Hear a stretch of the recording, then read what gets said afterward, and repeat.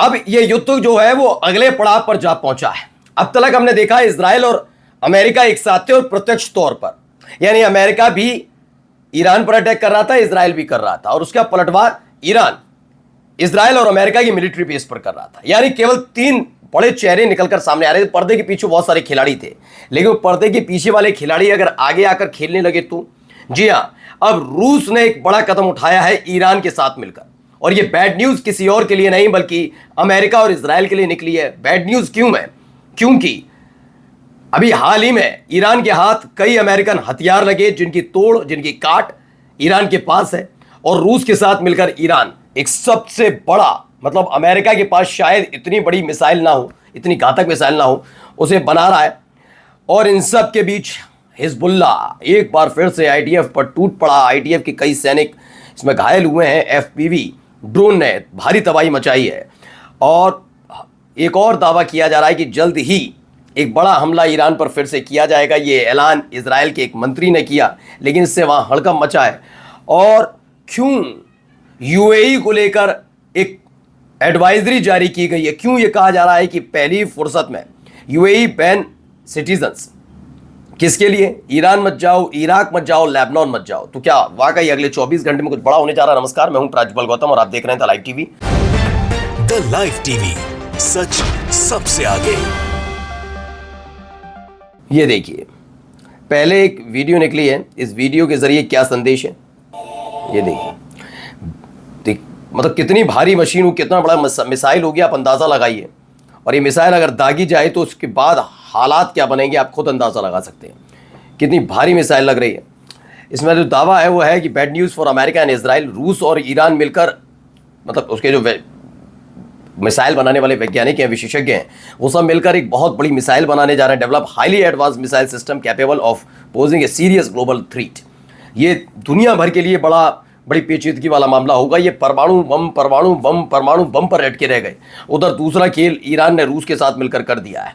यानी अगर ये मिसाइल बनती है तो इसकी जद में सीधे सीधे अमेरिका होगा। वैसे तो रूस के पास खुद भी हैं, लेकिन कहा जाता है कि ईरान जैसे देश इजराइल नहीं होते जो दूसरे की भीख में मांगी गई मिसाइल के आधार पर अपने देश की सुरक्षा करें या फिर अपने दुश्मन देश पर हमला करें।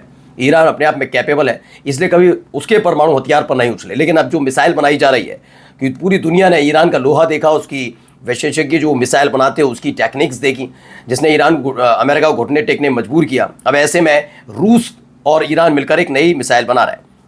अब ये तस्वीरें निकली थी, हमने आपको दिखाई भी थी। एक बड़ा हमला हुआ था, हिजबुल्ला का एफपीवी अटैक हुआ, ड्रोन अटैक हुआ, जिसमें इजराइल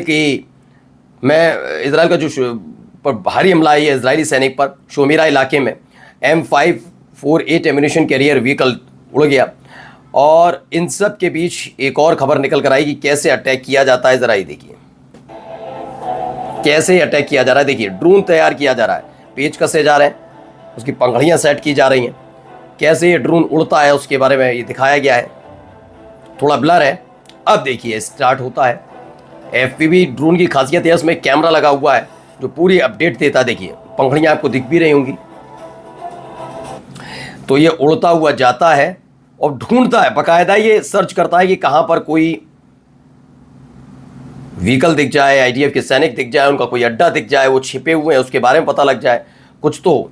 और देखिए एक इमारत दिख रही बिल्कुल नीचे तक आई, कितनी सारे आर्मर्ड व्हीकल हैं और इसी पर टारगेट कर दिया। देखिए जाकर टकरा गया, यानी सारी की सारी गाड़ियां ध्वस्त हो गई।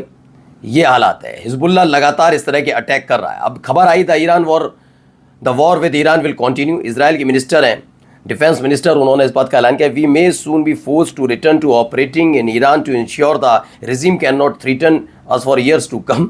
फिर से वही हालात बनाने की कोशिश की जा रही है और ये फिर से भारी पड़ सकता है, क्योंकि इसी तरह के युद्ध को लेकर इजराइल में पहले से ही नाराज़गी है।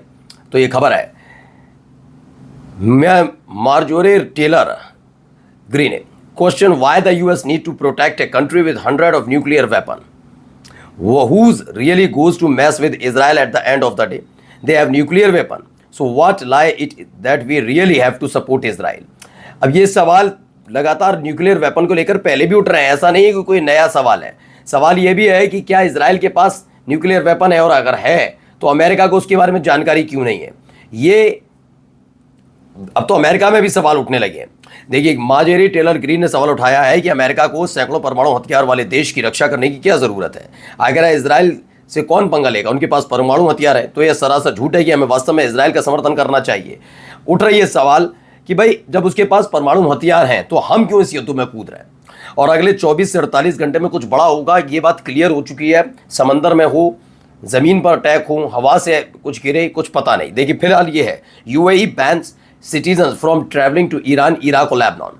लेबनान में मत जाइए, ईरान मत जाइए और इराक मत जाइए। ये यूएई के सिटीज, यूएई ने अपने नागरिकों से कहा है कि फिलहाल अगले 24 से 48 घंटे बहुत भारी पड़ने जा रहे हैं, इसलिए इन सब जगहों पर जाने से बचिए।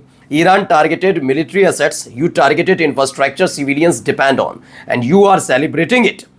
ईरान ने कई मिलिट्री एसेट्स बर्बाद कर दिए। You targeted infrastructure civilians depend on and you are celebrating it. बिल्कुल सही बात है। उन्होंने कहा कि उन्होंने तो आपकी military planes, military jets, military का साजो सामान, रडार सब उड़ाए, लेकिन आप क्या कर रहे हैं, आप सिविलियंस पर हमला कर रहे हैं और इस पर जश्न मनाते हैं और फिर कहते हैं कि इंसानियत का हमें दिया जाए तमगा। ट्रंप प्रशासन ने घोषणा की कि ईरान के साथ जंग अब समाप्त हो चुकी है। कर दिया ऐलान। क्या ऐलान किया गया है? ट्रंप प्रशासन ने घोषणा की कि ईरान के साथ 28 फरवरी को शुरू हुई जंग अब समाप्त हो चुकी है। अमेरिका की वॉर पावर रेजोल्यूशन के कानून के तहत यह घोषणा ईरान के खिलाफ युद्ध को लेकर अनिवार्य संसद की 60 दिवसीय अनुमोदन सीमा से ठीक पहले हुई है। आदेश में नौसेना नाकाबंदी का जिक्र नहीं किया गया। प्रशासन ने शर्त रखी कि अगर ईरान की तरफ से किसी अमेरिकी नौसैनिक जहाज पर हमला हुआ तो बिना प्रशासन की अनुमति के रक्षात्मक सैन्य कार्रवाई की जा सकती है।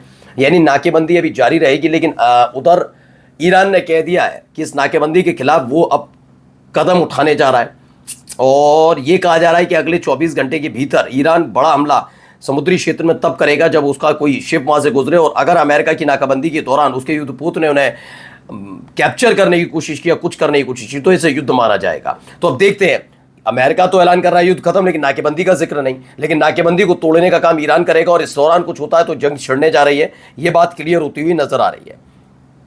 अब ये देखिए, यहां पर भेजे जा रहे हैं, ये देखिए बड़े बड़े हथियार, बड़े बड़े टैंकर्स यहाँ पे उतर रहे हैं। कंसाइनमेंट उतरा बड़ा, और ये कहाँ उतरा, क्या हो रहा है बताता हूँ मैं आपको। यहाँ पर आर्म व्हीकल पहुँच रहे हैं, बड़े बड़े आर्म व्हीकल्स जिनका इस्तेमाल आर्मी करती है। बताया गया 6,500 टन म्यूनिशंस भेजा है, मिलिट्री इक्विपमेंट्स भेजे गए हैं अमेरिका की तरफ से। इसराइल के लिए भेजे गए हैं। पिछले 24 घंटे में ये बहुत बड़ी खेप फिलहाल भेजी गई है। फिलहाल इसे जोड़कर देखा जा रहा है कि लेबनान के साथ जो हो रहा है उसको लेकर, लेकिन ईरान के खिलाफ भी इसका इस्तेमाल किया जा सकता है, चूंकि जो अभी तक साजो सामान इसमें दिखा इस वीडियो में वो सड़क के रास्ते में, तो ज़मीन की लड़ाई के दौरान इस्तेमाल किए जाते हैं, ज़मीन की लड़ाई के दौरान। इसलिए लेबनान के साथ का ज़्यादा उम्मीद लग रही है, या इसका इस्तेमाल गजा में किया जा सकता है। लेकिन चूंकि ईरान से इजराइल की सीमा नहीं मिलती, इसलिए क्या इसका इस्तेमाल हो पाएगा। और एक और जाते जाते खबर देखिए, यूएस सैनिकों पर साइबर हमला, ईरान से जुड़े ग्रुप ने लीक किया सीक्रेट डेटा। खबर यह है कि मिडिल ईस्ट में बढ़ते तनाव के बीच अब साइबर जंग भी खतरनाक स्तर पर पहुंच गई। ईरान से जुड़े माने जा रहे हैक्टिविस्ट ग्रुप हंडाला हैक ने अमेरिकी सैन्य बलों पर बड़ा साइबर हमला किया। ग्रुप ने 2379 यूएस मरीन्स का संवेदनशील डेटा लीक कर दिया। लीक हुए डेटा में सैनिकों का नाम है, फ़ोन नंबर है, घर के पते हैं, बेस लोकेशन है, और यहाँ तक कि उनकी निजी आदतों से जुड़ी जानकारी भी शामिल बताई। हमला खासतौर पर पर्शियन गल्फ में तैनात यूएस नेवी और मरीन्स को निशाना बनाकर किया गया है। नमस्कार।